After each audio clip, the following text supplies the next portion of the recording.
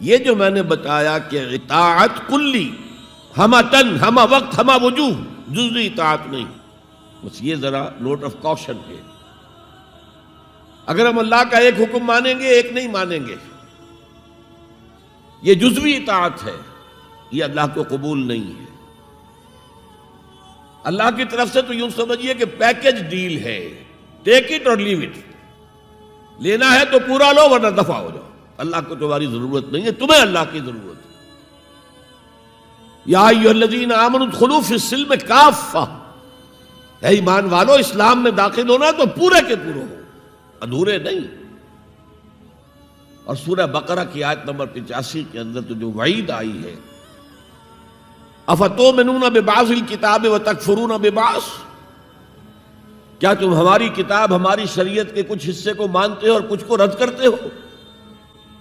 فما جزاء من یفعل ذلک منکم، تو جو کوئی بھی تم میں سے یہ روش اختیار کریں گے ان کی کوئی سزا اس کے سوا نہیں ہے، کان کھول کر سنیے، ان کی کوئی سزا اس کے سوا نہیں ہے کہ دنیا میں ذلیل و خوار کر دیے جائیں اور قیامت کے دن یردون الی اشد العذاب، شدید ترین عذاب میں جھونک دیے جائیں۔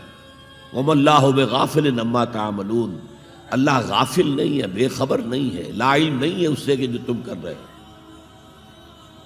تم اپنی داڑھیوں کے طول سے اللہ کو دھوکہ نہیں دے سکتے،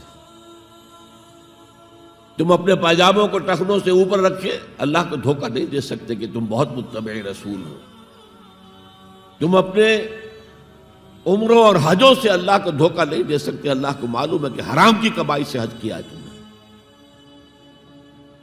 حرام کی کمائی سے عمرہ کیا ہے تم نے۔ تو یہ جو جزوی اطاعت ہے کوئی اطاعت نہیں، اللہ کو قبول نہیں۔ آدمی سوچتا ہے کہ چلیے میں نے یہ کام اچھے کیے، یہ برے کیے، مجھے اچھے کاموں کا کچھ کریڈٹ بھی تو ملنا چاہیے نا، لیکن نہیں، اللہ کہتا ہے جزوی اطاعت منہ پر دے ماری جائے گی، اور جو دنیا کی سزا ہے وہ تو ہم اپنی آنکھوں سے دیکھ رہے ہیں۔ 130، 140 یا 150 کروڑ مسلمان دنیا میں ہیں، ذرا اندازہ کیجیے، لیکن ہماری رائے کی کوئی اہمیت ہے؟ بین الاقوامی معاملات میں کوئی ہم سے مشورہ لیتا ہے کیا؟ آپ کا کیا خیال ہے؟ کس نمی پرست کے بھیا کیستی، ایسے بھی ملک تھے کہنا چاہیے، اب تو ان کا حال پتلا ہے، دولت کے انبار تھے ان کے پاس، لیکن ان کا مذاق اڑتا تھا مغربی ممالک، وہ چاہے سعودی بادشاہ ہوں اور چاہے وہ UAE کے امیر ہوں، مذاق ہی اڑتا تھا، کوئی حیثیت نہیں۔ حالانکہ کتنا بڑا رقبہ ہے انڈونیشیا کے آخری جزیروں سے لے کر موریتانیہ تک، سالڈ اسلامی آبادی، مسلمان آبادی۔ آپ کہیں گے کہ یہ بھارت جو ہے اس میں تو اکثریت تو نہیں ہے، لیکن 15 کروڑ یا 18 کروڑ تو آدمی یہاں موجود ہیں، لیکن کوئی عزت، کوئی حیثیت دنیاوی بین الاقوامی سطح پر۔ بہرحال یہاں بھی ہیں لوگ، کھاتے پیتے لوگ ہیں، ان کی اپنی کچھ عزت ہے اپنے معاشرے کے اندر، لیکن بحیثیت امت، بحیثیت قوم کیا حیثیت ہماری؟ تو الا خزی فی الحیات الدنیا، وہ تو ہماری نگاہوں کے سامنے موجود ہے۔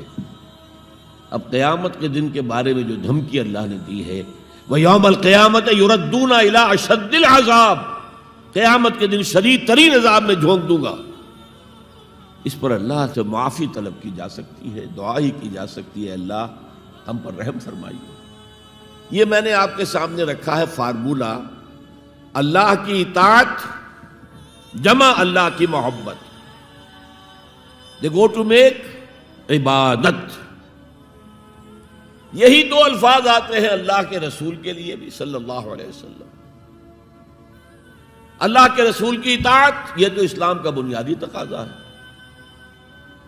اطیعوا اللہ واطیعوا الرسول فإن تولوا فإن اللہ لا يحب الکافرین۔ اطاعت کرو اللہ کی، اطاعت کرو رسول کی، پھر اگر یہ منہ موڑ لیں تو اللہ کو ایسے کافر بالکل پسند نہیں، تو کفر کا فتویٰ ہو رہا ہے۔ لیکن اللہ کے رسول کی اطاعت کے ساتھ محبت کو جمع کیجئے۔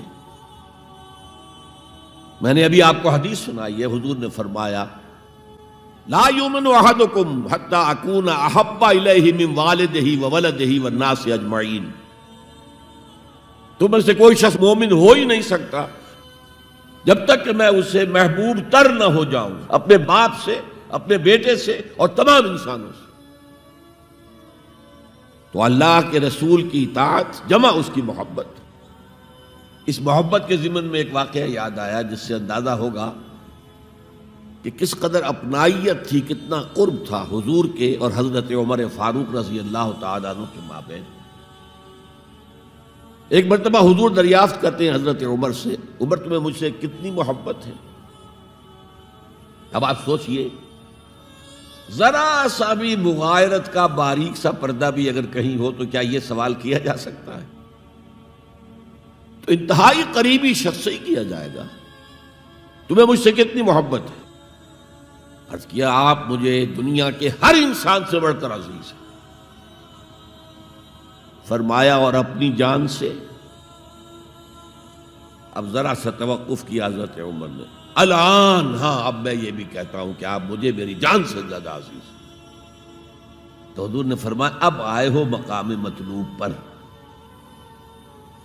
تو رسول کی اطاعت جمع محبت، اس کا نام ہے اتباع، پیروی کرنا۔ فرق کیا ہے؟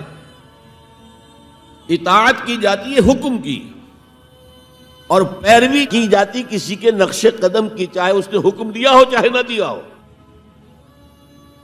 جو وہ کرتا ہو کرنا، یہ ہے اتباع۔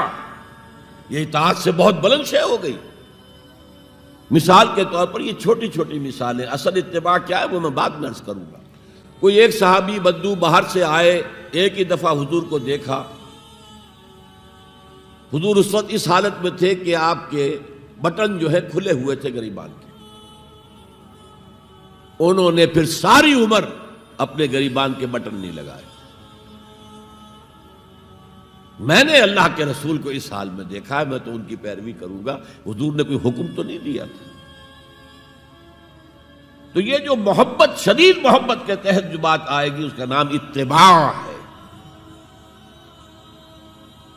اور اس اتباع کا مقام کیا ہے وہ آیت میں سنا چکا ہوں آپ کو۔ قُلْ إِن كُنتُمْ تُحِبُّونَ اللَّهَ فَاتَّبِعُونِي يُحْبِبْكُمُ اللَّهُ۔ اے نبی ان سے کہہ دیجئے اگر تم اللہ سے محبت کرتے ہو تو میرا اتباع کرو، میرے نقش قدم پر چلو، میری پیروی کرو، اللہ تم سے محبت کرے گا، تم اللہ کے محب نہیں محبوب بن جاؤ گے۔ اور اگر کہیں کوئی لغزش ہو گئی، کوئی خطا ہو گئی، کہیں جذبات کے رو میں بہہ کر کوئی گناہ کر بیٹھے تو اللہ معاف فرما دے گا۔ اللہ بڑا غفور ہے، اللہ بڑا رحیم ہے۔